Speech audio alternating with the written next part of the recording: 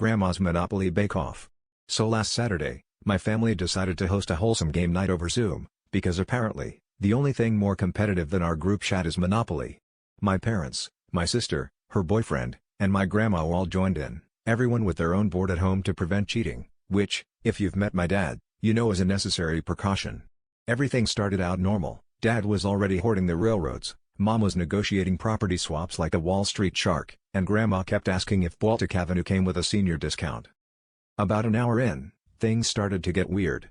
Grandma, who had somehow mortgaged every property she owned and was down to her last $12, began muttering about inflation and how, in her day, Boardwalk only cost a nickel and a polite curtsy. Then, after landing on my sister's hotel-clad Park Place, Grandma let out a dramatic sigh, declared bankruptcy, and paused the game. We all assumed she was going to log off, but instead, she whipped out her famous cookie recipe and started auctioning it off to the highest bidder. My dad, desperate for a snack, offered a few hundred Monopoly dollars, while my sister's boyfriend tried to pay in free parking cash, which sparked a 10-minute debate about legal tender in the Monopoly economy. The situation escalated quickly. Suddenly, Grandma was running a full-blown bake sale from her kitchen, with each family member bidding for cookies using their in-game assets.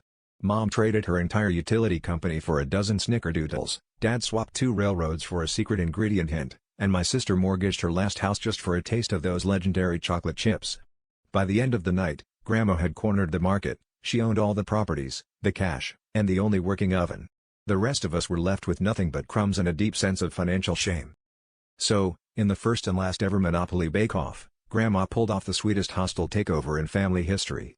Turns out, the real winner wasn't the one with Boardwalk, but the one who could turn a cookie recipe into cold, hard, Monopoly cash.